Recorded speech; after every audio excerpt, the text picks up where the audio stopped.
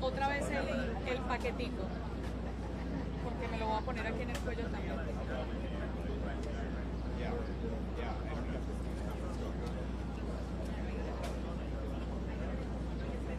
Gracias.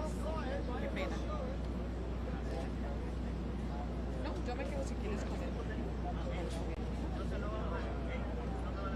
Creo que no.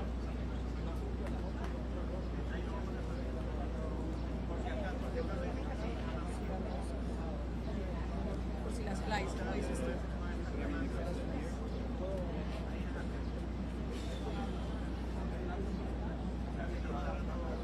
Stations were 3 minutes away.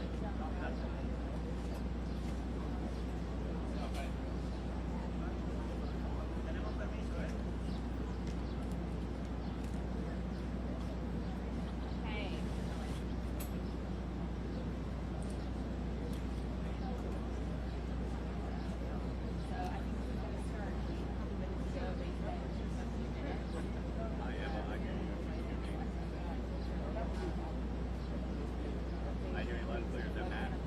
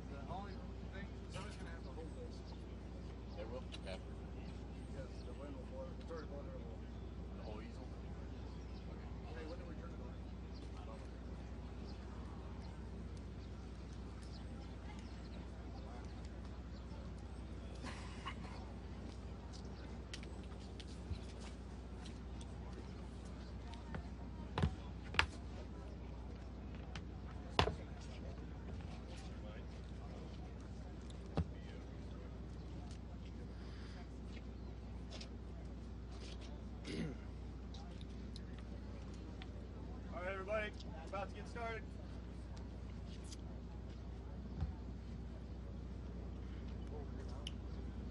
Good morning. Thank you for being here today. My name is Stephen McCraw, Director of Texas Department of Public Safety. On Tuesday, the District Attorney for the 38th Judicial District, Rosina Mitchell, requested that the Texas Rangers, under the Department of Public Safety, assume lead responsibility of this horrific murder of 19 innocent child and 2 adults. Our goal today is to provide the parents, the community of Uvalde, the public, as much information as we can on where we are on the investigation. We're here to report the facts as we know them now, not to defend what was done or to criticize what was done or the actions taken. I'll begin first and foremost with the timeline as we know it. The second timeline I'll discuss is the 911 timeline. Then we'll talk about the relevant social or digital media footprint of the subject. And we'll also have plenty of time for questions at that point.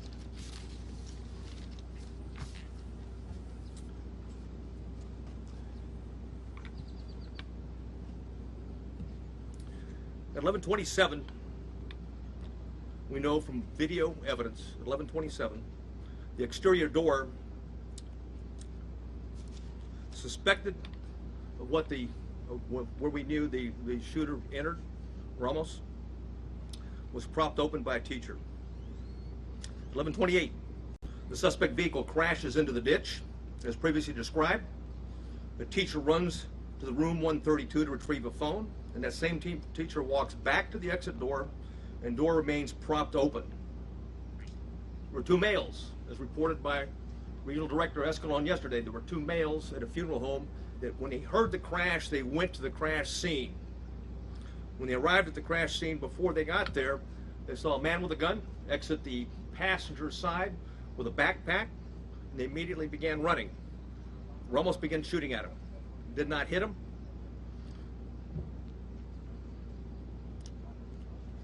One of the males fell when he was running. Both males returned to the funeral home while they're running.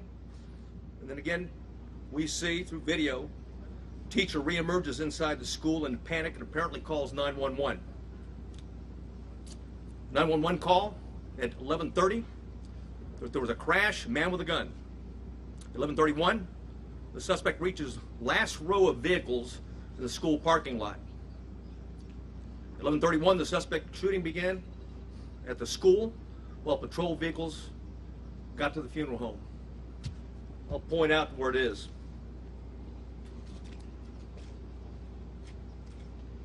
Crashed vehicles over here. Suspect was hiding behind a vehicle, started walking down and shooting into the classroom. There was a discussion early on that an ISD, consolidated ISD for Uvalde, was a resource officer and had confronted the subject. That did not happen, as R.D. Escalon talked about yesterday. It was certainly stated in preliminary interviews, but often these preliminary interviews and a cursory walkthrough doesn't reveal the type of information, and certainly, police officers, like anyone else, under stress, sometimes witnesses get it wrong.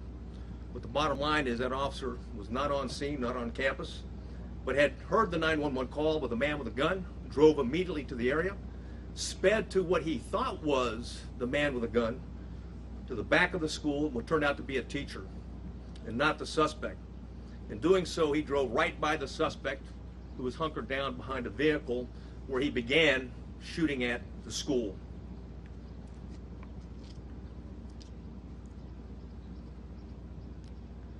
At 11:31, the suspect shooting in between the vehicle is when it began, while patrol vehicle gets to the funeral home. Multiple shots are fired outside the school at 11:31.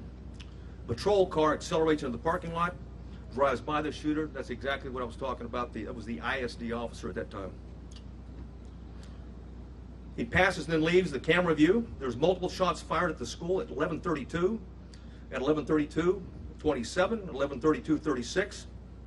At 11:33 is when the suspect entered the school at the door that I'm pointing to now. At 11:33, the suspect begins shooting into room 111 or 112.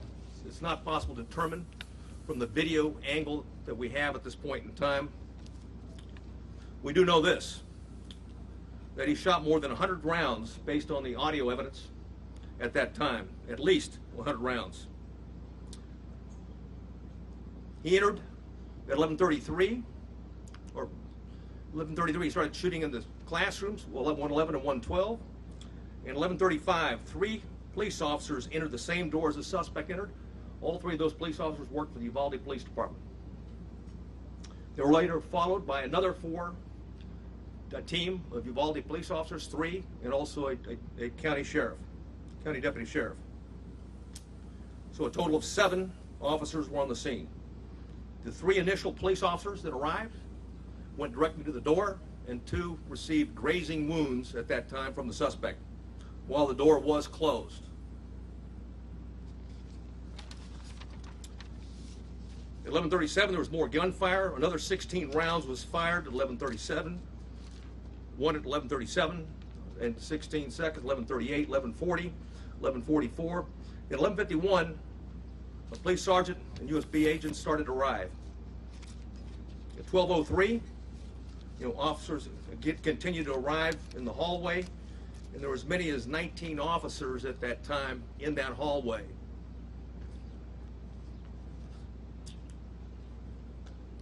At 12:15, we know that BORTAC members arrive. Not the entire BORTAC, but members of BORTAC, along with Shields. At 12:21, the suspect fired again, was believed to be at the door. At 11:21, law enforcement moved down the hallway. At 11:50, they breached the door using keys that they're able to get from the janitor, because both doors were locked. Though both of the classrooms that he shot into were locked when officers arrived. They killed the suspect at that time. And now I'd like to go over the 911 timeline.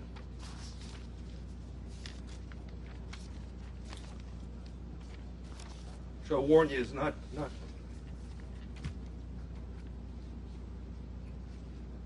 it's better that I read it than you listen to it.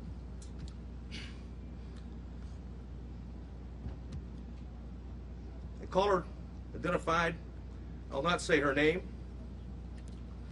but she was in room 112, called 911 at 12:03. The duration of the call was 1 minute and 23 seconds. She identified herself and whispered she's in room 112. At 12:10, she called back in room 12, advised there multiple dead. 12:13, again she called on the phone. Again at 12:16, she called back and said there was 8 to 9 students alive. At 12:19, the 911 call was made, and another person in room 111 called. I will not say her name. She hung up when another student told her to hang up. At 12:21, you could hear over the 911 call that 3 shots were fired. At 12:36, 911 call, it lasted for 21 seconds. The initial caller called back, student, child, called back, and was told to stay on the line and be very quiet. She told 911 that he shot the door.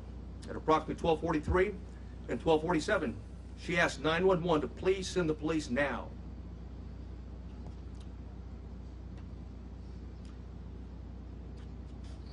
At 12:46, she said that she could hear the police next door. At 12:50, shots are fired. They can be heard over the 911 call. And at 12:51 is very loud and sounds like the officers are moving children out of the room. At that time, the first child that called was outside before the call cuts off.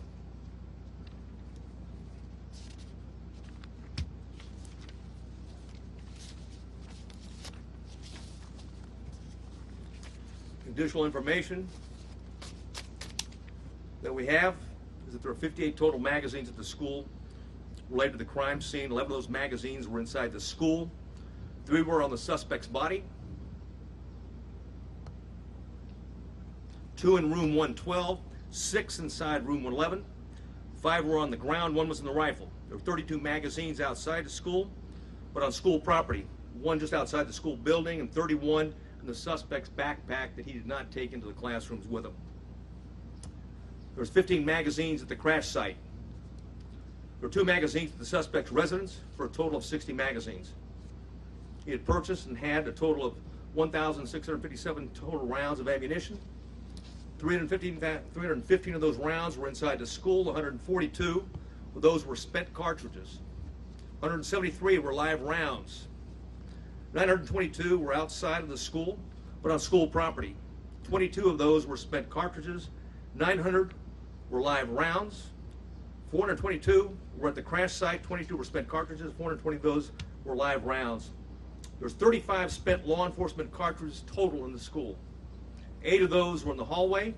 27 were inside the classroom. 111 where the suspect was killed.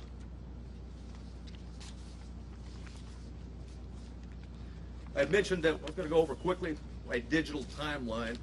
One of the things we talked about early, and I want to correct something that was said early on in the investigation, is that he posted, okay, on Facebook publicly that he was going to kill that he was going to shoot his grandmother, and secondly after that he was going to, that he had shot her, and then third that he was going to go shoot up a school. That did not happen. It was actually on a message. It was a Facebook application, messenger application to somebody else that he had a conversation with.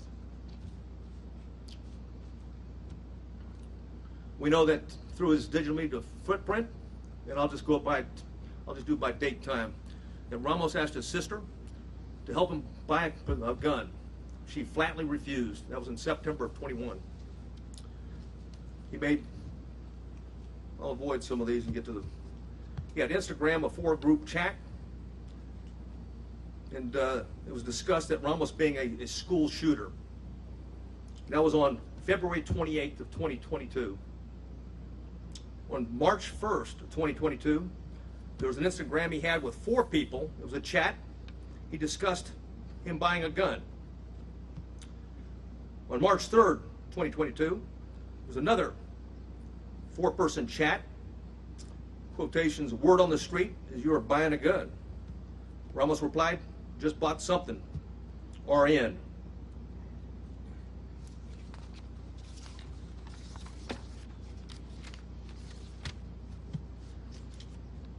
On March 14th, and there was an Instagram posting by the subject, in quotations, 10 more days.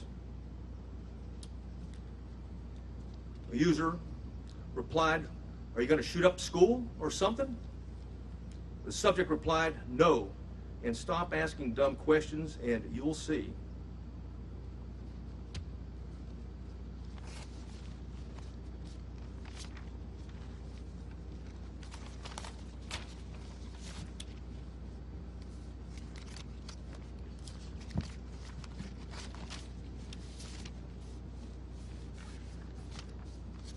I know you have many questions, and I've agreed to stay as long as we can to answer as many of those questions that we can. If I can't answer it, because we don't know definitively right now, I'll simply say that. And it continues to be a preliminary investigation. There's, literally, certainly over hundreds of interviews that have been conducted, will continue to be conducted, and there's thousands of leads that are being pursued, not consecutively, but concurrently, and thanks to our federal and local partners. And I do want to mention behind me, we've got the FBI Special Agent in charge. We also have an ATF Special Agent in charge, or ASAC, and of course, who else? What I got behind? Okay, but Texas Rangers. If there's any specifics that I haven't covered that I might need their particular support on. I do want to cover one thing quickly though before I go to questions, and that's some of the questions that we received, that we have already received. And one of those is going around now that in fact the subject had been one of the 2 arrested by the Texas Rangers and the local police back in 2018. That's not the case. He was not one of the individuals. In fact, we have found no links, associations, and relationships in that investigation. Clearly it was a threat. It was back in 2018. The two juveniles were charged with attempted or conspiracy to commit capital murder. There's no question that we thought, and we had evidence, and certainly the district attorney agreed, that these juveniles, one 13, one 14 years old, was a threat to Uvalde. And there was a discussion at that time, even the senior year of the one that was 14 years old, which would make it 2022. However, that was not the subject.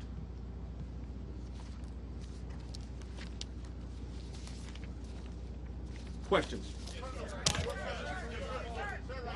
Give your answers. Huh? Okay, Tony's going to translate the Spanish out. Okay. Oh yeah, yeah. Oh, one thing I want to say. One thing I failed to say is that when we're done, we have Tony Peña with us. He's going to translate into Spanish. Okay, what the answers and the questions are afterwards. Yeah.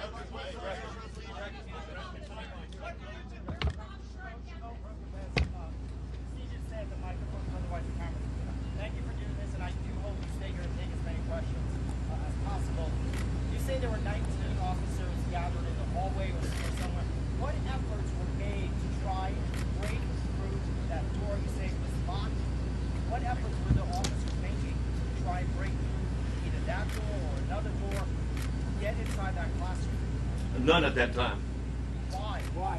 The on-scene commander at the time believed that it had transitioned from an active shooter to a barricaded subject. Sir, you have people who are alive, children who are calling 911 saying, please send the police. They are alive in that classroom. There are lives that are at risk. That Hey, is not- we're well aware of that. Right. Yeah. Why was this decision made not to go in and rescue these children? Again, the on-scene commander considered it a barricaded subject and that there was time and there were no more children at risk. Obviously, based upon the information we have, there were children in that classroom that were at risk, and it was, in fact, still an active shooter situation and not a barricaded subject. Why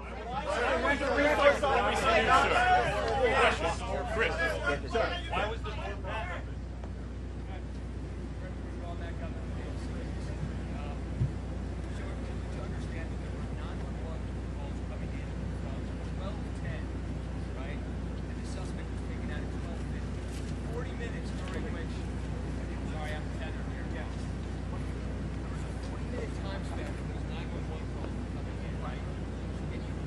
Dispatchers relaying information to officers on the scene, telling them, hey, there are children in that classroom that are still being shot right now, they're still being alive. How come the decision wasn't made? Whatever assets go on hand, thank you. The question simply is this: there was a 40-minute gap, and if the 911 operators were aware that children were alive in that classroom, why weren't officers notified of that? And if that's the case, why didn't they take action? That's the question. And again, I'll go back to the answer for right now, is that it was considered, okay, the decision was made on the scene. I wasn't there, but at the same point in time, a decision was made that this was a barricaded subject situation. There was time to retrieve the keys and wait for a tactical team with the equipment to go ahead and breach the door and take on the subject at that point. That was the decision, that was the thought process at that particular point in time.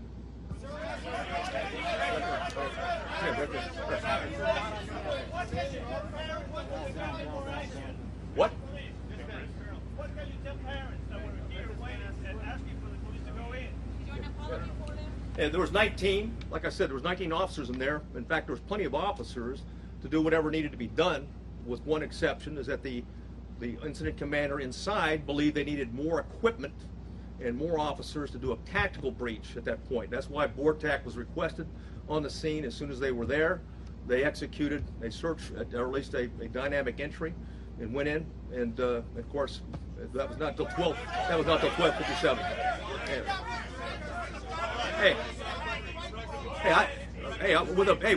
With the benefit of hindsight. Stand by. Stand by. Right? I got it. Okay. Hey, from the benefit of hindsight, where I'm sitting now, of course it was not the right decision. It was the wrong decision. Period. There's no excuse for that. But again, I wasn't there, but I'm just telling you, from what we know, we believe there should have been an entry at that as soon as you can. Hey, when there's an active shooter, the rules change. It's no longer, okay, it's no longer a barricaded subject. You don't have time. You don't worry about outer perimeters. And by the way, Texas embraces active shooter training, active shooter certification, and that doctrine requires officers, we don't care what agency you're from, you don't have to have a leader on the scene. Every officer lines up, stacks up, goes and finds where those rounds are being fired at, and keeps shooting until the subject is dead, period. Why was the decision made? What is your message for the parents? Obviously, countries south of the border, it's very difficult to understand how the most powerful nation in the world, the citizens have access to high-end weapons, and this is happening over and over and over again, and now again with children. I don't mean to one day try and quarterback you guys are the experts on these things. Those are the questions, please. How can you keep this from happening again in the communities of Texas? And second, how did a 18-year-old kid that works at a Wendy's with minimum wage can buy a $5,000 weapon? Well, answer the last. He used a debit card first, but to your point, it's very expensive, and a debit card is not a credit card. It means he had money in the bank. So why and how is being looked at right now, and I'll tell you this, thousands of more leads are being looked at right now because we haven't answered all the questions. We haven't gotten into the why. Okay, we know the individual was also into cyber gaming in that regard, and group gaming in that regard. So we've got a lot of questions are out there, and we're seeking answers, but we've got an obligation. We'll continue to update you when we find something out. Hey, Mendoza from VOA News. I have two questions. The first one, it's been said the Border Patrol had the special team on site and the local police did not allow them to go into the building. Can you elaborate why that was? The Border Patrol agents, the BORTAC agents that were in the building did line up. They're part of the 19 that I talked about, and the entry team, ultimately the entry team that went in. But I can tell you that they were told, just as any other officer was told, and others, even command staff that came on board, is that the incident commander at the time it's believed that in fact it was a barricaded subject, that we had time, there was no kids at risk.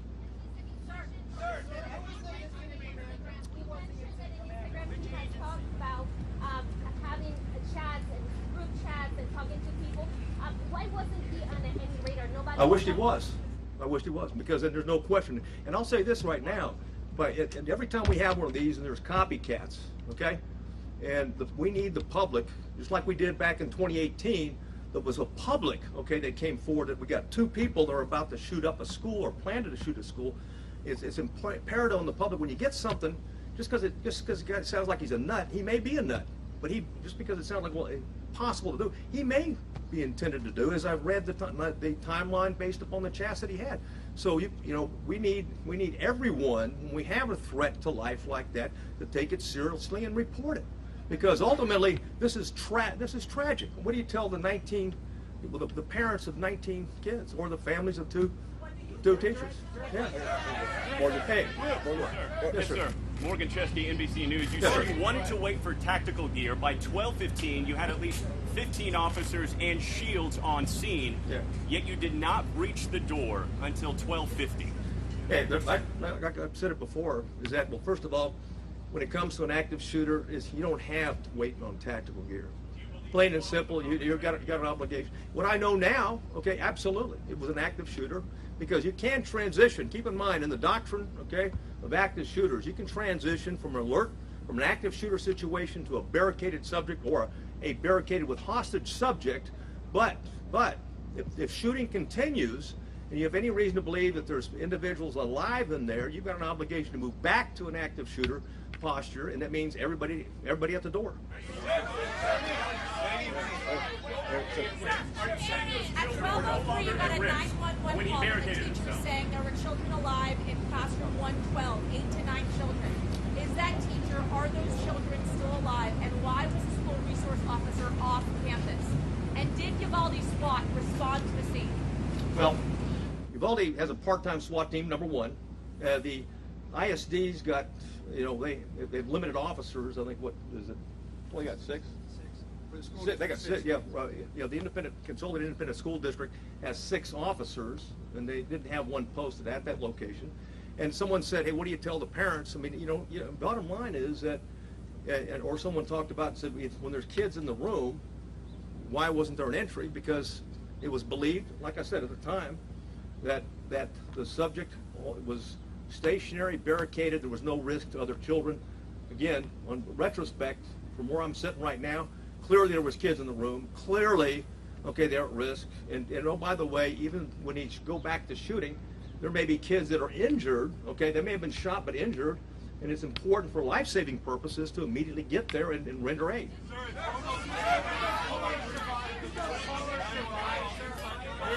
Did the caller survive? Where was the resource officer? Why was he not on campus? He was not on campus.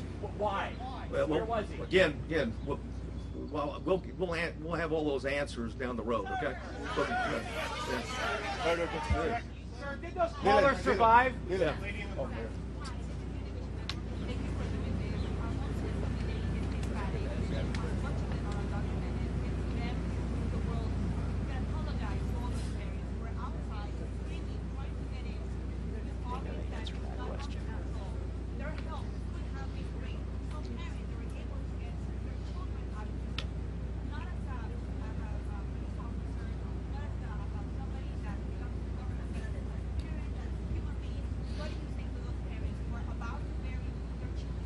Well, first I want to say that the Consolidated Independent School District officers were there early. There was 4 of them, and they immediately began evacuating the school and did that throughout the process. So keep in mind, so that was going on. And what do I say to the parents? I don't have anything to say to the parents other than what had happened. We're not here to defend what happened. We're here to report the facts so they have the facts. Yeah. Hey, bottom line, the consultant.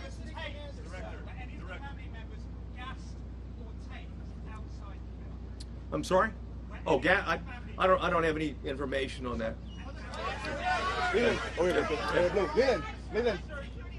Oh, one second though. However, we did review of what DPS officers arrived on the scene, what they did, and looked at those instances. You know the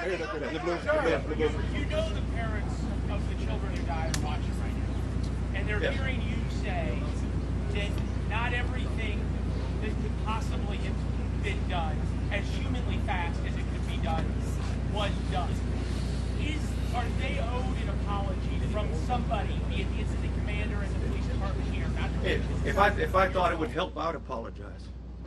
Okay, but let me say this. Hey, let me say this. Hold on. When you go back to the timeline, again, I want to go back and I'm not defending anything, but you go back to the timeline. There was a barrage. Hundreds of rounds were pumped in 4 minutes. Okay, into those 2 classrooms. Then anything else, any firing afterwards was sporadic, and it was at the door. So the belief is that there may not be anybody living anymore, and that the subject is now trying to keep law enforcement at bay or entice them to come in to suicide by contact. I understand that. I've reported that. Right? Yeah.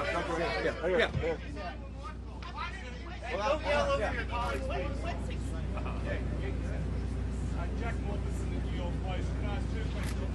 First of all, exactly how was the gunman barricaded in his room? Was it just a simple matter of him locking the door behind him? And secondly, did he fire all 1,657 rounds from away to start back in that start? Well, I might answer the first one, but the why on the second one I don't have. The first one, that each door can lock from the inside, and both doors were locked, okay, from the inside. So the subject, when he went in, he locked the door. He came out one time into the hallway, went back in and locked the door, because at the time that the officers went in, both doors were locked. They got a key from the janitor and used it. The first call came in inside the classroom at 12:03, and you breached it at 12:51. How many students died in those 48 minutes? I don't have that answer. We're looking at it right now. Hold on. Good. Why wasn't the school placed on lockdown? And 2, while this may be the most unpopular question here today, what is on your heart? How are you doing? You've been shaking the whole time you're up here. Take your time. Yeah, thanks a lot.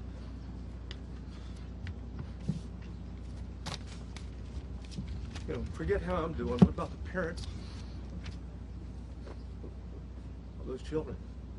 You know, forget about me. Don't worry about me or officers and stuff like that. We take an oath to uphold the law and protect people. And anytime something tragic like that, we want to know why it happened and if we can do better next time, is the bottom line. And call it like it is. It is tragic. Quite frankly, I mean, there shouldn't be anybody. You know, ideally, we've been able to identify this guy as a suspect and address it before he even thought about attacking, you know, on the 24th. Look over there. What? Green. Go ahead.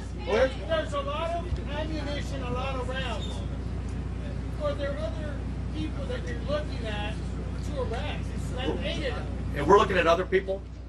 Absolutely. Anybody who's been in contact, we're looking at anything. Links to associations, you know, people that may have known something, and will continue, and may have been involved in some chat room gaming along with them. So there's nobody that we're not going to talk to and look at. And it's certainly, I can assure you that the district attorney is very proactive and very concerned about this, and that if any evidence that we bring to her that someone was an accomplice or an enabler or didn't do what they should have done, if it's in violation of the law and it meets the probable cause standards, I have no doubt that she'll take care of business just like she did back in 2018 when we had 2 juveniles plot a capital murder at the school. Director, you had 911. You had 911 calls at 12:10, 12:13, Yes. 12:16. The shooter wasn't killed until 12:50. Did any of those 911 callers survive? Yes. I can't tell you that with certainty, but more than one survived. How many children got killed? Director. Hey, I'm sorry, what? Could you give us an update on the number of officers injured, the condition where they are now, and also were there any windows in the classroom and the Yes, the windows I'll go backwards, and right over here, I'll move over here. Something shot into these windows right here as he's approaching the door. Right? So the children were vulnerable all the time going through. We don't have any recording of any of the children maybe injured but not dead the way he shot in this particular area. Right? As to the answer in terms of someone could have shot opposite in that regard, I don't have the answer to that, quite frankly. Right? We're looking at a number of different things in terms of forensic and things like that you can do. Keep in mind, you've got children, okay, in here. Can you come back to the mic? You've got children. I'll show you that. Okay. Right. We're looking at this from a tactical standpoint and everything in terms of looking backwards, okay? And certainly one of the things is, what was the access in 111 and 112 in that regard? And also, you know, there's other access points as well. Right there. Hold on. Let me say one thing. One thing I didn't point out, okay, is that when we've got him going into these rooms, right here's the Jack and Jill restroom between. So not unlike Santa Fe, the classrooms are separated, but they're really connected. So you can move back and forth between those 2 classrooms. In the green. Yes, sir. Was the incident commander receiving the information coming via the 911 calls? And if so, why not? And if so, can you speak to the level of investigation that you're putting into that very question? Yeah, well, that question will be answered, but I don't have I'm not going to share the information we have right now, but because I don't have the detailed interview right now. Go ahead, sir. Right there. So it was a barricade situation. Did any police officers go in and get their own kids while the parents were outside? Not that I'm aware of, no. Later there. Go ahead. Yes, please. Yes, how many children called 911, and do you know for a fact if any of those children died? I know for 2, for certain did, and those 2 did not die. Why was that propped open door still propped open even after the incident was occurring with shots being fired at the funeral home? Bottom line is, we reported what happened. Is that back door was propped open. It wasn't supposed to be propped open. It was supposed to be locked. And certainly the teacher that went back for her cell phone, they propped it open again. So that was an access point that the subject used. Go ahead, Lou. Go ahead. Question. Hold on. You have said in hindsight mistakes were made. A Democratic congressman is now calling for the FBI to investigate the response here. Yep. Who is going to be held accountable? Well, first of all, we welcome the FBI. There's a reason why there's the FBI special agent in charge behind me right now. They play a vital role. And again, this is about finding facts and reporting facts as quick as we can. This is not about trying to defend, or it's not about trying to assess or even be hypercritical. It's about the facts and sharing whatever we learn on the facts as quick as we can and be as transparent as we can. You know, okay, the media, but more importantly, the parents and the public and the citizens of Uvalde and Texas. Okay, go ahead, Lou. Go ahead. Hold on, sir, hold on. The chief of police of the Consolidated Independent School District is the incident commander. It's his school. He's the chief of police. Okay. Yeah. Again, I'm not going to discuss disciplinary. But there's an ongoing criminal investigation. There's ongoing criminal investigation. I'm not going to get into that. Matt, go ahead. Yeah, Matt. Who's responsible for making that decision not to breach the classroom? If CBP was here for And the chief of police of Consolidated Independent School District, he was convinced, and I want to go back and say, he was convinced at the time that there was no more threat to the children, and that the subject was barricaded, and that they had time to organize with the proper equipment to go in. The subject already had hit, 3 officers, and hit 2 officers, and I didn't answer the final question. A third, a border patrol agent, was grazed as well, but no police officer was seriously injured.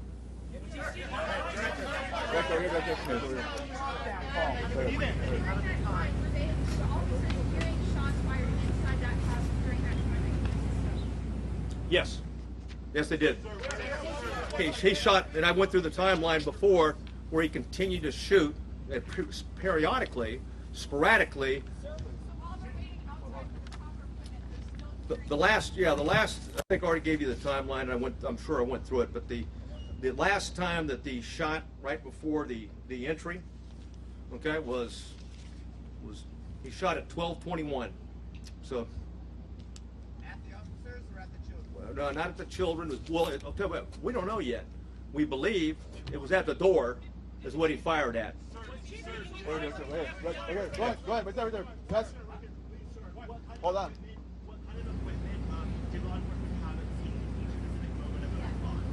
Okay, well, we know that beginning when the BORTAC agents arrived, they had 3 ballistic shields.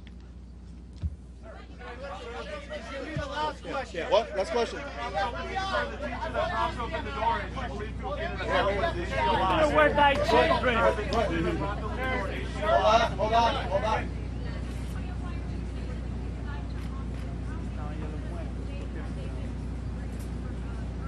I don't know. You good. No, that's fine. Yeah, let's answer the question. What do you think you should have done that you didn't? I've already said that. Sir. First of all, Texas embraces and teaches, the active shooter doctrine. The active shooter doctrine, as long as there's kids, as long as there's someone's firing, you go to the gun, you find them, you neutralize them, period. And there's only, there are some nuances with transition to a barricaded subject, also transitioning to a hostage situation. And of course, the decision at the scene was that this is still a barricaded subject that did not go back to an active shooter situation.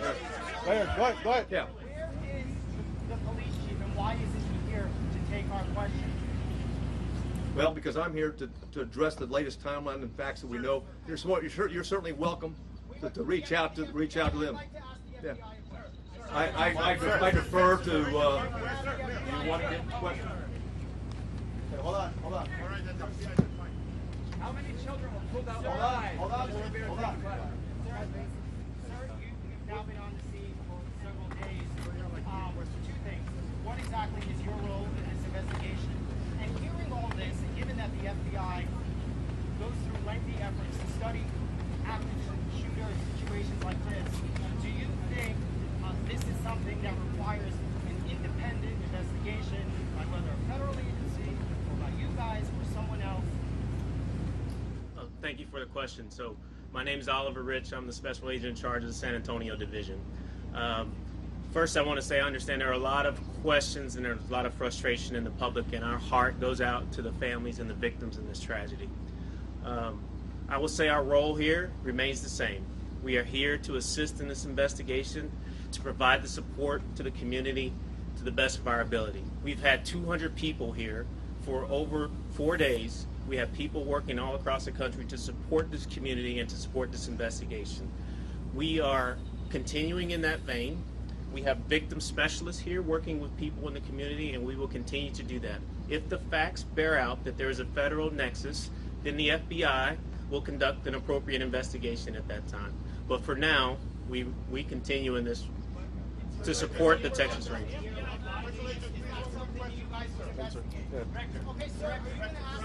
How many more questions? Two more questions. No, 2 more questions. You gotta be careful. Okay. Yes. Uvalde Police Department, Stephen Davila, Horror News. Uvalde Police Department posted in February 2020 that they familiarized themselves with the school and they did the training to do just what they were supposed to do. How come they were not in lead, or their commanding officer was not in lead when they were familiarized with this training and they should have done what they were posting on Facebook they were doing? Who dropped the ball? Yeah, I don't have the answer to that question. All right, last question. Randy Grayson. President Biden will be here on Sunday. Your thoughts on that? Do you have a message for the president? Yeah, welcome here. Welcome to Texas. And this community has been hit hard. And I think it's noble that the president's going to be here to recognize the pain and suffering that this community is going through. And I think that's what leadership is. That's why Governor Abbott's here. That's why leaders go to where the problem is. And right now, the problem is in Uvalde, Texas. That's it. Okay. Yeah, thanks. Hey,